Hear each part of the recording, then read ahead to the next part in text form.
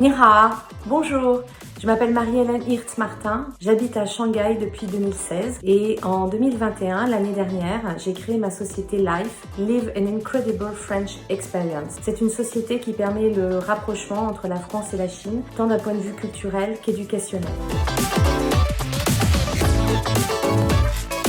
J'ai repris mes études en 2001 au sein de l'IAEMS. Tout d'abord pour entreprendre un DESU GHO, gestion des hommes et des organisations en alternance. Et puis en 2005, j'ai repris à nouveau mes études pour faire un master en RTNO, relations de travail, négociation, organisation.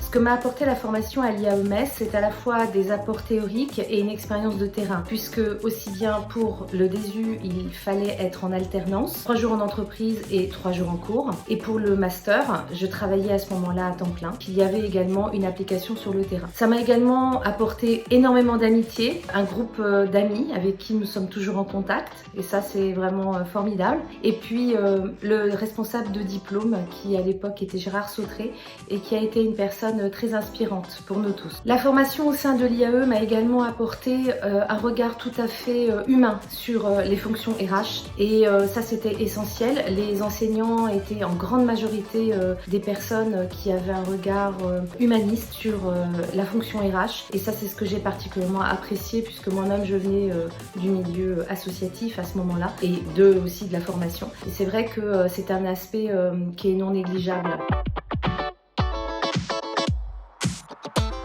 En fait, je n'ai pas un meilleur souvenir, j'ai plusieurs meilleurs souvenirs. J'étais responsable de la promo avec mon ami Philippe Aubert et on a eu l'idée de mettre en place des petits déjeuners RH. À chaque fois, on invitait une personne qui était soit des RH ou en tout cas qui avait une fonction RH au sein des entreprises lorraines et on faisait donc un petit déjeuner conférence, débat le matin et c'était une fois par mois, on en a fait quelques-uns et ça a été vraiment une très belle expérience à partager avec tous les gens de ma promo à l'époque, donc en 2000-2001.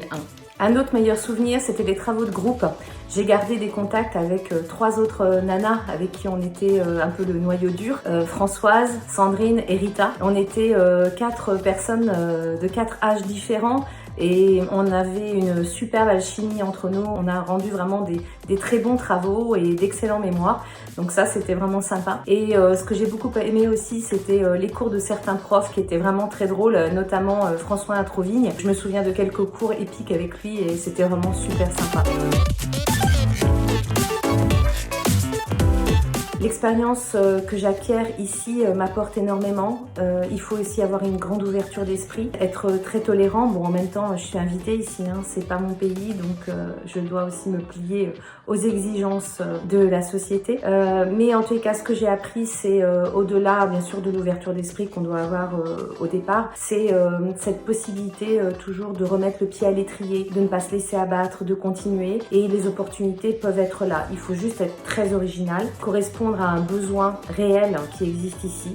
C'est vrai qu'aujourd'hui, il n'y a pratiquement plus de Français en Chine à cause de la crise sanitaire et bon, je pense qu'il y a des places à prendre. Et les places sont de plus en plus chères sur des créneaux de plus en plus, comment dire, spécifiques. Et j'aime rajouter que depuis 3 ans maintenant, j'ai créé un groupe de Lorrains ici à Shanghai, puisque je me suis aperçue qu'il y avait pas mal de Lorrains qui étaient soit de passage, soit qui habitaient ici depuis fort longtemps, qui étaient mariés également avec des Chinois ou des Chinoises.